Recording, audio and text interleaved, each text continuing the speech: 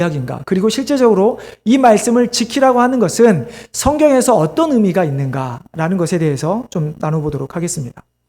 오늘 말씀은 예수님께서 설교하신 산상수훈이라는 말씀 가운데 맨 끝에 자리 잡고 있는 말씀입니다. 마태복음 5장 1절을 보면 예수께서 무리를 보시고 산에가 올라 앉으시니 제자들이 나아온지라 라고 말씀을 합니다.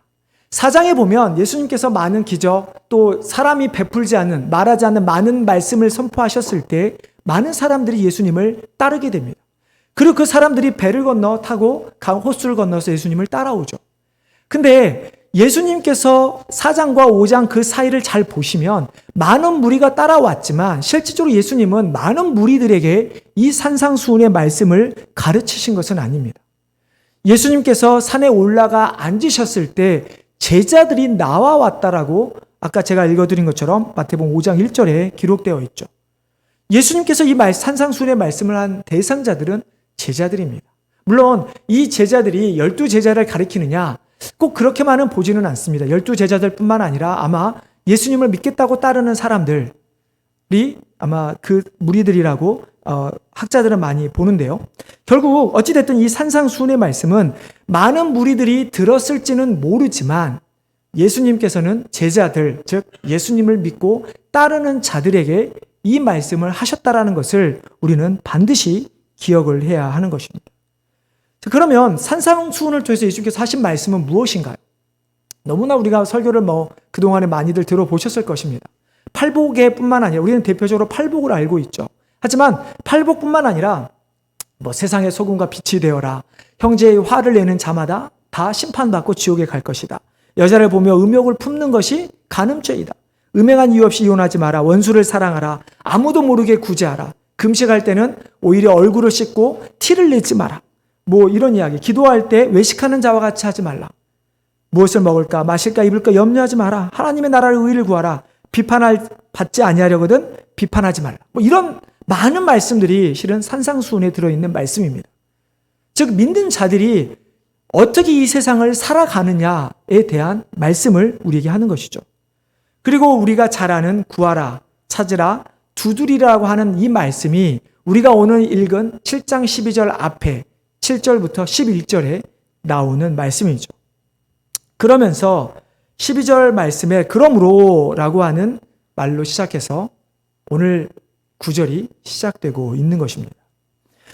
자, 우리가 이 말씀이 예수를 믿는 제자들에게 하신 말씀이라면 또한 이 말씀은 그러면 어떤 배경인가? 우리가 이 배경을 제가 간단하게 오늘 산상수훈의 말씀을 짧게 지금 제가 말씀을 드렸습니다.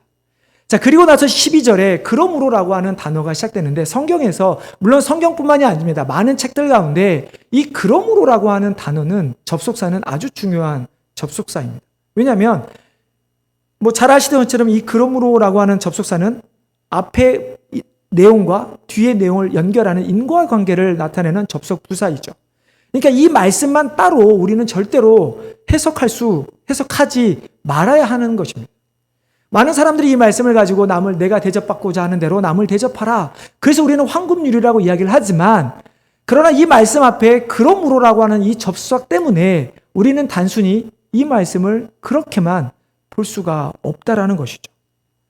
자, 그러므로라고 하는 이 단어는 작게는 7장 7절부터 11절의 내용을 받는 것이기도 하지만 그러나 넓게는 마태복음 5장부터 7장까지 즉 예수님께서 산에서 말씀하신 산상수훈의 모든 말씀을 가리키고 있다라고 보아야 할 것입니다.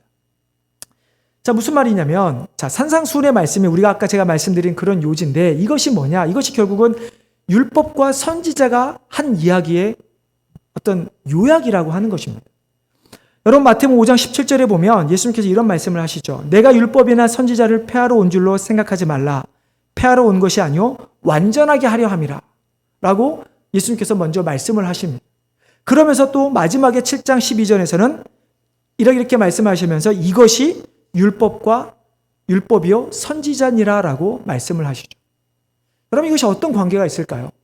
자, 쉽게 말하면 설명드리면 예수님께서 산상수훈의 이 말씀은 결국 하나님께서 율법과 선지자를 통해서 이스라엘 백성들에게 유대인들에게 혹은 우리 지금 믿는 신약의 백성들에게 이렇게 살아라고 하는 지침에 대한 요약으로 산상수훈의 말씀을 주셨다고 하는 이야기입니다. 내가 율법을 폐하러 온 것이 아니라 율법을 완전하게 하러 오셨다라고 하는 말씀과, 그리고 이 12절에 이것이, 이 말씀이 율법과 선지자라고 하는 이 말씀을 통해서 마치 시작과 끝을 나타내는 것처럼 우리에게 보여주고 있는 것이죠. 자, 그렇기 때문에 12절의 말씀은 우리가 절대로 기독교적 교리 혹은 기독교적 윤리 강령으로 믿어서는 안 된다라는 것이죠. 이것은 하나님께서 우리 믿는 자들에게 우리의 삶에서 어떻게 살아야 하는가에 대한 구체적인 모습, 또 우리가 무엇을 믿고 살아가는가에 대한 구체적인 제시를 하고 있는 말씀이라는 것입니다. 자, 그러면 두 번째로 오늘 본문이 그리스도인에게 주어진 말씀이라면, 그렇다면 우리는 이 말씀을 어떻게 이해해야 하는 것일까? 오늘 말씀을 단순하게 우리가 대접받고 싶은 대로 다른 사람을 대접하라 라는 정도로 이해한다면 우리가 잘못 오해 혹은 오용할 수 있는 소지가 있습니다. 어떤 부분이 있을까요? 이런 부분이 있을 수 있죠.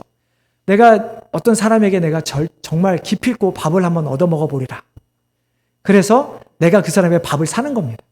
목적이 그 사람을 내가 위해서 베푸는 게 목적이 아니라 그 사람에게 밥을 얻어먹기 위해서 내가 베푸는 겁니다. 이 정도면 차라리 낫죠. 근데 만약에 어떤 사람이 내가 술이나 마약 중독자라고 생각을 해보십시오.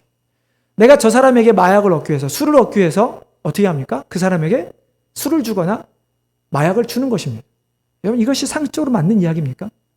이게 단순하게 이렇게 해석될 수 있는 그런 말씀일까요? 우리가 이 말씀을 결코 우리의 욕심 혹은 우리가 잘못된 세상의 관념으로 이 말씀을 해석해서는 결코 안 된다라는 것이죠. 그렇기 때문에 바르게 해석하기 위해서 우리는 반드시 앞에서 말씀드린 이 그러므로라는 단어를 반드시 생각을 해야만 하는 것이죠. 그러므로 무엇이든지 남에게 대접을 받고자 하는 대로 너희도 남을 대접하라. 자, 그렇다면 그러므로라고 하는 이 말은 아까 말씀드린 것처럼 산상수훈의 말씀을 전체를 의미하는 것입니다. 여러분, 산상수훈의 많은 이야기들을 한마디로 요약한다면 여러분 어떻게 요약하시겠습니까? 여러분들에게 산상수훈의 많은 말씀을 한마디로 한다면 어떡할까요? 정말 쉽지 않죠. 그렇지만 굳이 한다면 그리스도인은 사람이 아닌 하나님이 인정하는 삶을 살아라, 혹은 하나님을 기쁘시게 하는 삶을 살아라 라고 요약할 수 있을 것입니다.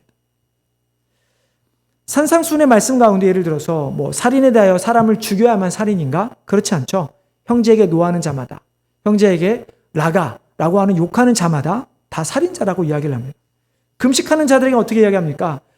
외식하는 자들처럼 슬픈 기색을 띠지 말라. 오히려 얼굴을 씻고, 우리말로 하면 얼굴에 화장도 좀 하고, 다른 사람이 정말로 너가 지금 금식하는 것을 모르게 하라라고 이야기를 하죠. 무엇을 먹을까 마실까 입을까 염려하지 마라. 왜요? 하나님의 나라와 너희는 의를 구하라. 그러면 모든 것을 다 하나님께서 주실 것이다 라는 말씀들이 있죠. 결국 그리스도인은 이 땅에서의 성공 혹은 내 개인의 성공과 목적을 위해 살아가는 것이 아니라 우리는 하나님의 보시기에 기뻐할 만한 일을 하며 살아가는 사람들이 되어야만 하는 것입니다. 여러분, 미국의 16대 대통령이었던 아브라함 링컨이 젊었을 때 뉴올린저에 있던 노예시장을 간 적이 있었다고 합니다. 그곳에 갔을 때 한 그 노예 가족이 이제 팔려 나가면서 보게 되죠. 아버지는 이쪽 집으로, 엄마는 저쪽 집으로, 딸이는 저쪽 집으로, 다른 자녀는 이렇게 다 뿔뿔이 흩어지는. 그러자 이 가족들은 얼마나 슬펐겠습니까? 정말 떨어지지 않으려고 부두 않고 울고 했던 것을 링컨이 보게 됩니다. 그리 이후에 링컨이 여러분 아시겠죠? 남북전쟁을 통해서 노예 해방을 하게 되죠. 여러분, 이 상황에서 우리가 이 말씀을 적용한다면 어떨까요? 노예를 주장했던 남부 사람들에게는 노예를 사고 파는 것이 마땅할 것입니다. 하지만 아브라함에게 있어서, 링컨에게 있어서 노예 제도는 마땅하지 않는 것입니다. 그러면 우리는 과연 누구가 맞다고 우리는 편을 들 수 있을까요? 이 세상에는 단순히 노예 제도만이 아니라 많은 일들이, 그러한 일들이 있습니다. 결국 우리가 생각하는 것은 사람이 옳다고 하는 것이 아니라 하나님이 옳다고 하는 것이 무엇인지 우리는 반드시 찾아야만 하는 것입니다. 과연 남에게 대접하는 것이, 누구에 대접하는 것이, 어떻게 대접하는 것이 옳은 것인가? 내가 대접을 받고자 하는 대로 남을 대접하는 것이 옳은 것인가? 그것이 아니라 내가 대접을 받고자 하는 것이 아닌 하나님의 뜻에 합당한 것이 무엇인가를 생각해서 우리는 합당한 것을, 하나님이 합당한 것을 다른 사람에게 대접해야 하는 것입니다. 그렇게 한다면 우리는 술이나 마약 혹은 낙태나 동성애 이런 모든 것들도 같은 시각으로 볼 수 있습니다. 과연 이것이 하나님 앞에서 옳은 것인가? 우리는 당연히 약자, 소수자 보호해야 합니다. 그러나 우리가 하나님 앞에서는 약자, 소수자 혹은 강자, 다수의 의견이 중요한 것이 아니라 과연 하나님께서 우리에게 무엇이라고 말씀하신가를 생각하고 우리는 다른 사람에게 뜻을 고려하고 그들에게 베풀 수 있는 사람들이 되어야만 하는 것이죠. 그렇기 때문에 우리는 이 말씀이 결코 기독교 윤리적 어떤 강령이라고 말할 수가 없는 것입니다. 내가 대접받고자 하는 대로 남을 대접하는 것이 아니라 정말 나를 통해 하나님이 받기를 원하는 것이 무엇인지를 우리는 생각해서 그것을 다른 사람에게 베풀어야만 하는 것이죠. 그러면 우리는 구체적으로 어떻게 해야 하는 것일까요? 이 말씀을 통해서 과연 우리 그리스도인들은 어떠한 삶을 살아가야 하는 것일까요? 우리는 그리스도께서 우리에게 보여주신 대로 우리는 헌신과 희생하는 자들이 되어야 합니다. 남을 대접을 받고자 하는 대로 남을 대접하라는 이 말에는 헌신과 희생이라는 것이 포함되어 있다라는 말입니다. 여러분, 남에게 대접을 받고자 하는 대로 대접을 해라 라고 예수님이 말씀하셨지만, 그러나 이 말씀을 여러분 잘 보십시오. 앞에 문맥을 보든 뒤에 문맥을 보든 잘 보시면 무엇이 없냐면 너희가 대접을 하면 반드시 대접을 받게 될 것이다 라는 말이 없습니다. 받고 싶은 대로 대접을 하는 것은 맞지만, 그러나 성경에 어디에도 그러면 다른 사람이 너에게 이렇게 대접할 것이다 라고 하는 말이 없죠. 그럼 어떻게 됩니까? 남을 대접한다는 것을 어찌 보면 내가 받지 않아도 된다라는 생각으로 남에게 베풀어야 한다라는 이야기인 것이죠. 결국 우리는 남에게 대접을 받기를 기대하고 베푸는 것이 아니라 결국은 그리스도께 보이신 희생과 헌신처럼 우리도 또한 남에게 그렇게 베풀어야 한다라는 이야기입니다. 결국 오늘 말씀, 우리 황금률이라고 하는 말씀, 이 말씀대로 우리가 이 세상에서 그리스도인으로 살아가기 위해서 그 방법은 결국 희생과 헌신밖에 없다라는 말씀이죠. 이것이 세상의 다른 가르침과 다른 것입니다. 단순히 소극적이고 적극적인 이런 이야기가 아니라 내가 하기 싫은 건 남에게도 시키지 마라. 여러분, 이 말에는 희생과 헌신이 없습니다. 그냥 내가 하기 싫은 거 남에게도 시키지 않는 것입니다. 여러분, 이것이 우리에게 헌신이, 희생이 필요합니까? 내가 하기 싫은 거 안 하는 것인데 무슨 희생이 필요하고 그것이 무슨 헌신이라고 말할 수 있겠습니까? 하지만 주님의 말씀하신 이 황금률에 기독교의 정신에 담겨있는 진정한 의미는 바로 희생과 헌신이고, 그것이야말로 이 세상을 우리가 하나님 나라로 변화시킬 수 있는 방법임을 우리는 믿어야 하는 것입니다. 이 세상을 하나님이 기뻐하신 것으로 가득 채우는 것, 그것을 위해 우리가 희생하고 헌신하는 것. 저는 아마 매번 설교마다 같은 결론에 도달하는 것 같습니다. 결국 이 모든 것은 우리의 정체성, 우리의 사명과 연결되어 있다라고 하는 것이죠. 여러분, 우리가 진정으로 남에게 대접받고자 하는 것이 무엇이 되어야 하는 것일까요? 남에게 밥을 얻어먹는 것입니까? 남에게 어떤 귀한 선물을 받는 것입니까? 그것이 우리가 남에게 받고자 하는 대접입니까? 우리가 다른 사람에게 받아야 하는 대접은, 저 사람은 정말 하나님을 믿는 사람이구나, 저 사람은 정말 그리스도인이라고 하는 인정인 것입니다. 우리는 다른 사람부터 그 대접을 받아야 합니다. 내가 아무리 교회를 열심히 다녀도, 내가 아무리 열심히 일을 한다 하더라도 다른 누군가에게 이런 대접을 받지 못한다면 그것은 우리는 어떻게 보면 하나님의 자녀로서 살아간다고 말할 수가 없는 것이죠. 산상수훈을 통해서 주님이 우리에게 말씀하신 건, 너희는 그리스도의 세상의 빛과 소금이 되어라. 영원한 죽음을 해결해 주신 그리스도를 믿고 그리스도만을 전하여라. 그래야 이 세상에 하나님의 나라가 이루어질 것이다. 어떤 이 말씀을 듣는 우리, 결국 우리 그 말씀을 믿는, 그 말씀을 받은 우리들의 구체적인 행동, 우리들의 구체적인 말은 결국 그리스도의 모습으로서 인정을 받아야만 하는 것이죠.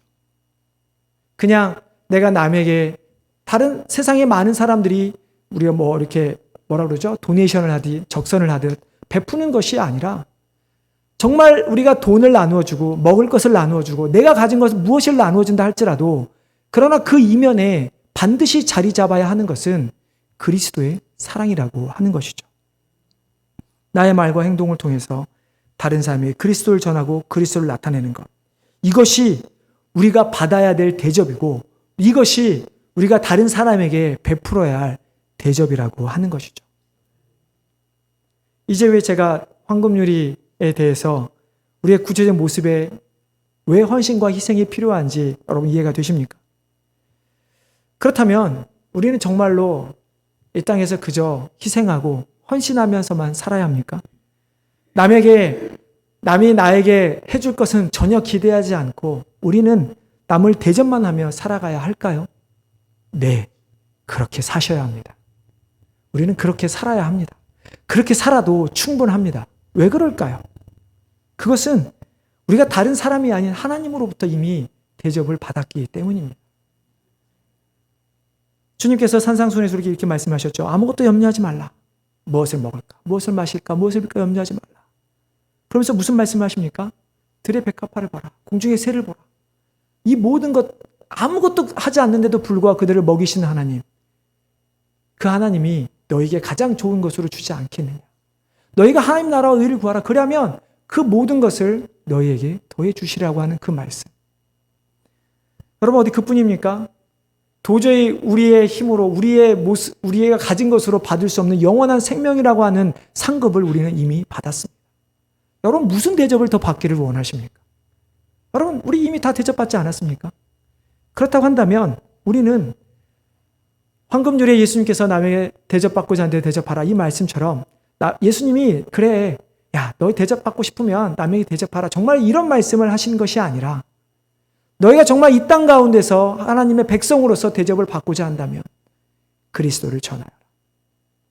내가 너에게 가르친 모든 것을 지켜서 다른 사람에게 베풀어라 라고 하는 말씀인 것이죠. 여러분 우리에게 이 이상 필요한 것이 무엇이 있습니까? 우리에게 구원이라고 하는 영원한 생명이라고 하는 천국이라고 하는 이 소망 외에 우리가 이 땅에서 정말 필요한 것이 무엇이 있겠습니까? 물론 조금 많이 가지면 조금 더 편하게 살 수 있을 것입니다. 우리가 조금 더 좋은 직장, 좋은 대학을 가면 조금은 다른 사람으로부터 부러움을 받을 수는 있을지도 모르겠습니다. 하지만 그 길의 끝에 천국이 아닌 지옥이 있다면 영생이 아니면 영원한 형벌이 있다면 여러분 어떻게 하시겠습니까?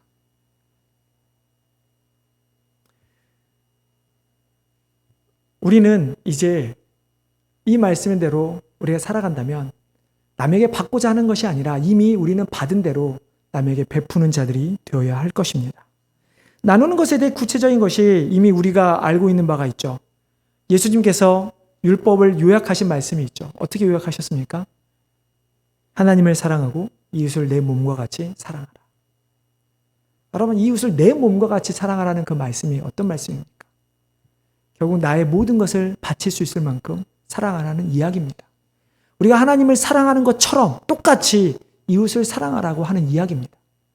여러분이 정말로 하나님을 내가 가진 모든 것으로 나의 생명까지 들여서 하나님을 사랑하신다고 하신다면 그렇게 고백하셨다면 이제 여러분 이웃을 향해서도 그렇게 사랑하셔야 하는 것입니다. 그렇게 나누셔야 하는 것입니다. 오늘 말씀을 통해서 우리가 정말 깨닫기를 원하는 것은 남에게 받은 대로 남에게 대접을 받고 싶은 대로 남을 대접하라. 내가 원하는 것을 얻기 위해서 남을 대접하는 것이 아닌 정말로 하나님의 사랑을 나누는 대접이 되기를 바랍니다. 이 땅에서 온전히 예수 그리스도만을 전파하는 그 삶을 통해서 율법과 선지자들 통해서 우리에게 주신 하나님의 말씀을 우리가 온전하게 주님께서 성취하신 것을 이루어갈 뿐만 아니라 이미 하나님으로부터 받은 대접, 용서와 화평이라고 하는 그 대접을 그 은혜를 세상에 온전히 전하는 귀한 성님 되시기를 주님의 이름으로 축원합니다.